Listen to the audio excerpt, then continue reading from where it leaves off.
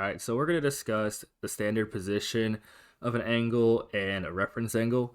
So just to remember, a standard position of an angle is when our initial side is on our x-axis and our terminal side is wherever our angle tells us it's going to end. So for example, our first one we have is 3 pi over 4.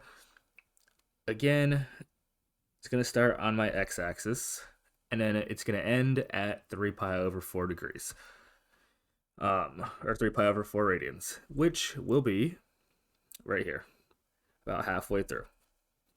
So this is going to be my angle right here. That is my standard position of 3 pi over 4.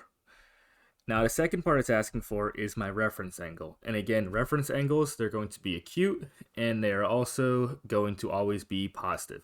And this is the angle formed between our x-axis and our terminal side. So if I go ahead and draw a second angle here, this angle again shares my terminal side, and it also connects to my x-axis, and this is going to be less than 90 degrees. It's acute and it's positive. So let's determine what that reference angle is. I know half the circle is going to be 1 pi radian. Our first standard position angle is 3 pi over 4 radians. So therefore, to complete this whole entire semicircle, I need 1/4 or pi over 4 more radians. So my reference angle is going to be pi over 4. Again, we can get this by doing pi minus our standard position, which is 3 pi over 4, giving me pi over 4.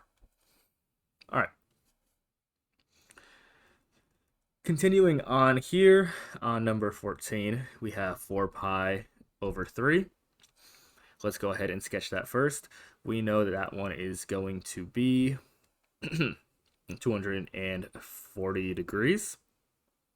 So that's going to be somewhere about here.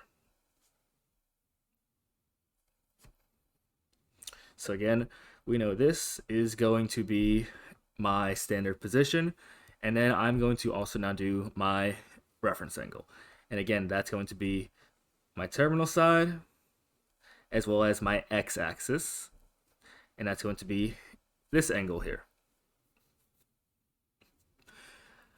I know that we have gone 180 degrees so far. Whatever's left over here will be what my reference angle is going to be. So I can just do not 2 pi, 4 pi over 3 minus pi. And in this case, pi is going to be the same thing as 4 pi, or not 4 pi, 3 pi over 3. So that means my reference angle here is going to be equal to pi over 3. So this section here is pi over 3. And again, that is going to be my reference angle. The last example we're going to do in radians is going to be negative 7 pi over 4. Just to remember, if we go in negative, that means instead of going counterclockwise for positives, we're going to be going clockwise. So, like our other ones, I'm going to start with my initial side here. This is going to be 4 pi over 4, 6 pi over 4, and then halfway here to be negative 7 pi over 4. So this is going to be my standard position of my angle. And then lastly, I just have this one slice here left over. So think about it like this. I've gone 3/4 of the way through my circle. I just need this one section here to go ahead and fill things in. That would be a section of pi over 4. Because if I added 7 pi over 4 to pi over 4, that would give me that total 8 pi over 4. So 8 pi over 4 would be my reference angle. So again, those are examples of standard position and reference angles in radians. Let's look at some in degrees. So let's do 150 degrees. Just as an estimate here, because we don't have a protractor or anything, that's going to be in our second quadrant because it's between 180 and 90 degrees. and it's going to be a little bit more past halfway through. So let's say somewhere like here. That means I'm just going to be looking at this remaining section right here as my reference angle. Again, just like in radians, still works the same for degrees. It's the angle formed with my terminal side and my x-axis. If that's 150 degrees, to complete the semicircle, this needs to be 30 degrees. So 30 degrees will be my reference angle. Number 23. We'll skip over 22. Don't want to do that one really. Yeah, we'll do 23 and we'll do 24.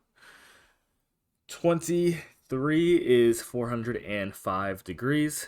As we notice here, that is greater than 360 degrees. So if I go ahead and take out one full rotation, so if I subtract 360, that will give me 45 degrees left over. So I know, again, starting on my initial side, going counterclockwise, I'm going to make one full rotation. That's 360 degrees, plus an additional 45 degrees. So my reference angle is going to look like, well, not my reference angle, my standard position of my angle is going to look like this. And then for also my reference angle, it's going to look pretty much the same, except we're not going to include that full rotation. It's going to be that same angle right here, because this is an acute angle that is formed between my terminal side and my initial side. This is still also going to be 45 degrees.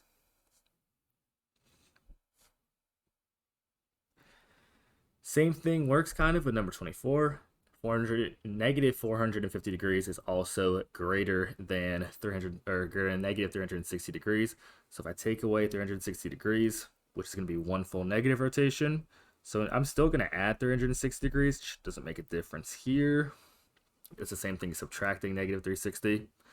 I will get negative 90 degrees. Okay, so I'm going to make one full rotation clockwise.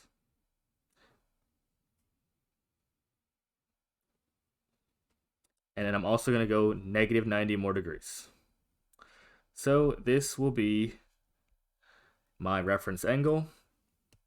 And this will also be my reference angle. My apologies for previously, that was my standard position. This is going to be my reference angle. It's going to be 90 degrees. If it's a right angle, then it's just going to be a right angle, but other than that, they will be acute. There will never be an obtuse reference angle. Just remember that. All right.